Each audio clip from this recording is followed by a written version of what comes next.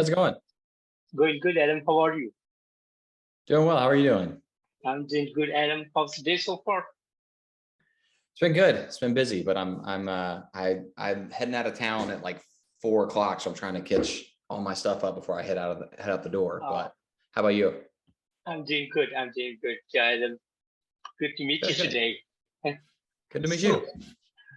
so Adam, your new album, Learning to Dissolve, is to be out on August 19th. So, can you tell Mhm. me about the songwriting process and the production behind it?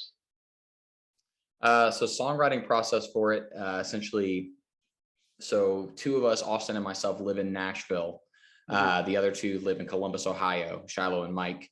So around last, gosh, when was that? When did they start coming down? Last January, last February, they started coming down pretty much once a month, and we'd spend an entire weekend kind of just uh, pretty much just crammed in Austin's room and writing stuff with him. And we ended up with, by the time we went to the studio, we got in the studio on August 1st Mhm. with Randy. And at that point, I think we had 10 or 11 pre-pro songs finished. Randy essentially would sit there with the songs for like 4 hours a day. And then that night, those 2 or 3 songs he'd been studying, we go over and kind of rework and, trim the fat or move things around or add things, so on and so forth. And that's where the writing process really was. In terms of the production, I mean, Randy is just a master of his craft. Everything he did was unbelievable. The way that he could just bring the best out of us was pretty unreal. Amazing, amazing. And was there any particular concept that was put behind this album?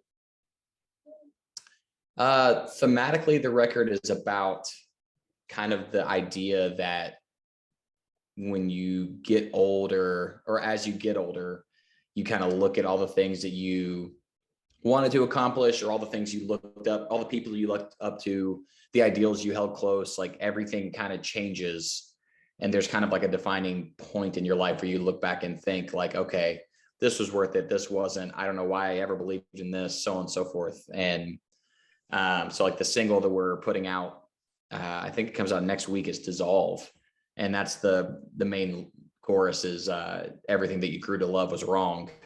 And it's just kind of that's the all-encompassing idea that like a lot of the things you feel you're supposed to stand behind, a lot of things you feel you're supposed to, you feel at a young age that you're always going to stand so close to it, you're always going to be loyal to it, so on. Then you get older and your perspective changes, and you somehow, or you kind of like realize that a lot of the things you really felt weren't morally aligned with how you actually believe. So And talking about the cover art for this album, it's a bit amazing to look into the cover art. So would you like to tell me the theme behind it and how did you come up with this art? So the cover art was done by Ridge Ryan. I mean, gosh, he does so many design, so much design work. Like the most notable one as of lately would be, the record "A Tear in the Fabric of Life" from Knocked Loose. He did that. He also plays guitar in Pain of Truth and Life's Question, which are both amazing hardcore bands. So I've known him for quite a while. He used to play in a band called Poured Out, and we were a couple of months. We were a couple months into getting the actual masters figured out for the actual tracks, and we decided to hire Ridge to try to encapsulate the visual for it. And I kind of went to him, which is like, look, here's the record. Here's what it's about. Here's the lyrics. What you got for me? And the first thing he sent was actually kind of off of what we were trying to go for. It wasn't exactly in line with what we were looking to do. And I told him we were kind of wanting to dip into what's called the uncanny valley. So the uncanny valley, if you're unfamiliar, is essentially just that area where something perceives to be human, but you're not certain that it is. So it makes you uncomfortable.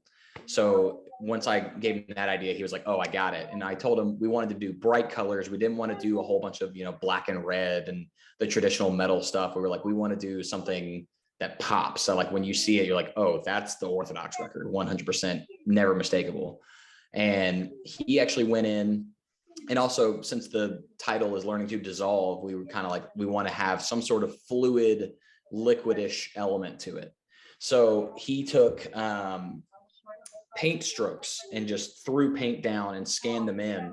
And then he went in and digitally manipulated it and added a whole bunch of different colors. And we went through 4 or 5 different, completely different color schemes. And then he actually took that picture. A lot of people have come to me not knowing that this is even there, but there's a person in the middle of it. You don't see it your first time looking through, which was kind of the idea, but it is a person with, their hands over their face. You can see their rib cage and all that. And that's actually a photo of a woman. And he went in and just completely I don't know who it was, but somebody that he had done some photography stuff with, and he went in and completely manipulated it to just look almost unhuman and kind of jarring. And that's exactly where we wanted to be. And that's kind of how we landed on it. Is we figured out what color scheme we wanted to go with. And he sent us option upon option because he's amazing like that. And from there, it was great. He came to us, like I said, once we sent him on the Uncanny Valley trip, he was like, okay, I got it. And the next thing he sent, we were like, this is very close. We're getting there. And it was there very quickly. So amazing. And Head on a Spike came in 2 amazing videos that you have put up. So do you have plans to come up with more videos before the release of the album? Yeah. So the third single, we actually just dropped like the teaser for it today, is Dissolve. And it is the idea of the actual videos is all a running timeline. That's why you've got the same guy in the first 2. He's in the third one as well. And the end of Cave In, the video, you kind of see me grab him. And the way that the video for Dissolve starts is me throwing him from that exact position. So that's the last video we have for this album cycle as of now, but it's going to be really cool. We've got some plans to come back, and once it's all, set and released, we're hoping to like come back and piece them together so you can watch it as one cohesive video. Amazing. And talking about the album, 11 amazing songs, totally brutal, great vocals, amazing musicianship. It all come together perfect, and each song beautifully done. Great work from you guys. And as a band, how do you feel about the outcome of this one? It's pretty amazing, to be honest. I mean, so the last 2 records have done, our first record came out, was called Sounds of Loss. It was in 2017. That was kind of like, we've already been a band for, gosh, what was it, 4 or 5 years at that point. And that was the record that finally started getting us on people's like frequent rotation. We finally started getting tour offers and so on and so forth. That was what really put us on the map. The next record was called Let It Take Its Course. Unfortunately, it came out February 6th of 2020. So we got to tour on it for about a month, and then the world shut down and we didn't get to play a show or do really anything music related for like 600 something days or something like that. So that record, as a lot did in that time, just kind of fell flat. But in that, when we came together, this was the first record that we, like us 4, actually wrote together. The first record was just me and one of our original guitarists. The second record was just me and then the producer of the first record. And then Austin came in and sprinkled in and wrote a couple of songs for that record. But then this one, every riff came out of Austin's head. All the drums were written by Austin and Mike, a little bit of input from me. All the song structure was made by all of us. And it's genuinely, it feels like it's a different band. I mean, it realistically, in terms of the way that the process went, it is, but I think the songs that we wrote,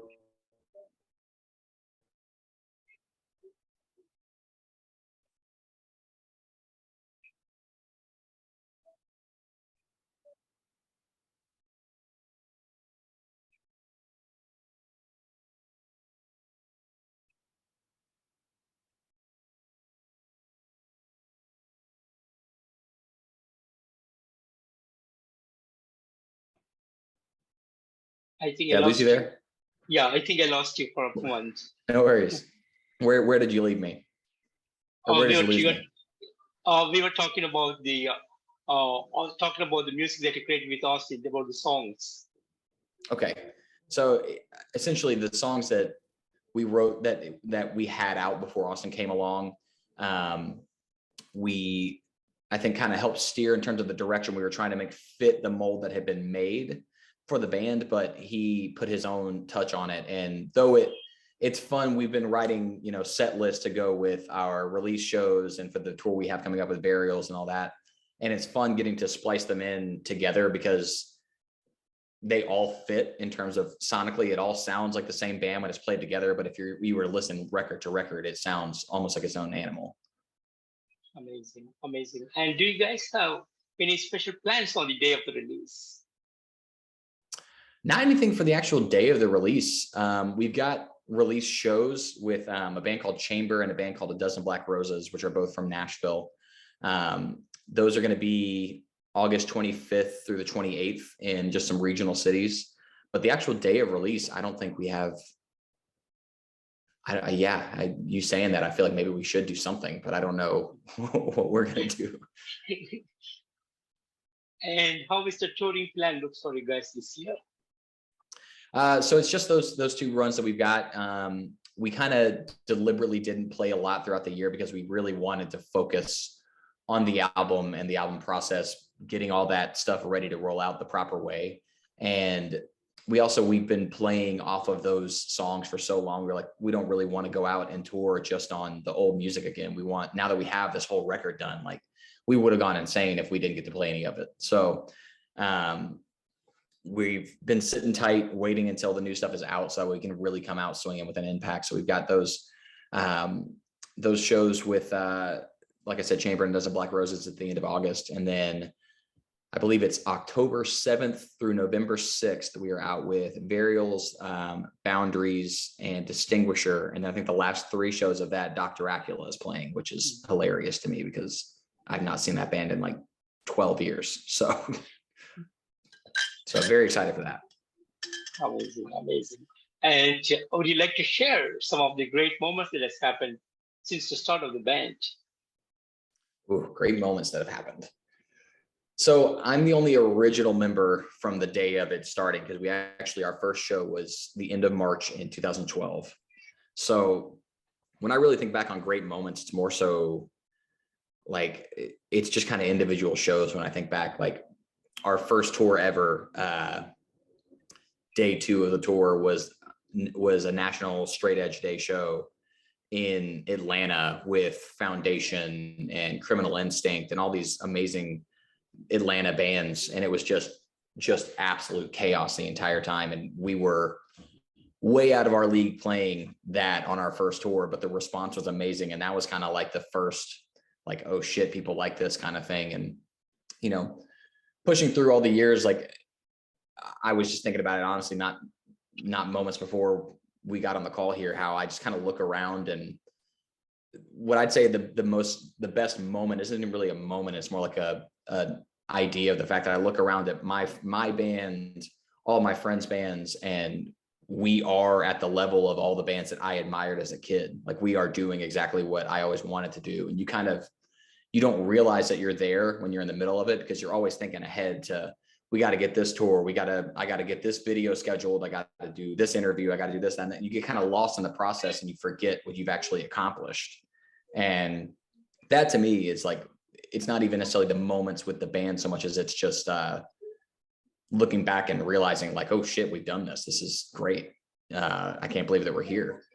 But aside from that, I think one of the cooler things is we played this DIY venue in Oklahoma and Matt Hoffman was there. So that was pretty cool.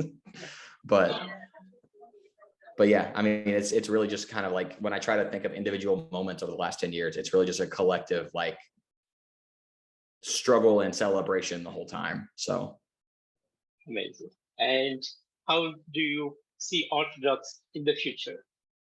Oh, I have no idea. It's like I said, like the fact that we're here is already kind of ridiculous. I would have never assumed that we would be, on Century Media Records, or that we would be touring with bands like, we did the Acacia Strain Wormwood tour, and Wormwood was like my favorite record when it came out. So like if you'd have told me a month after that had been released back 11 years ago, like, hey, your band's going to be on the anniversary tour of this record in over a decade, I would have been like, yeah, you're full of shit. There's no way that's happening. But in terms of what the future holds, it's with these songs, the way that they've rotated, the response we've gotten, it's already so much higher than I anticipated.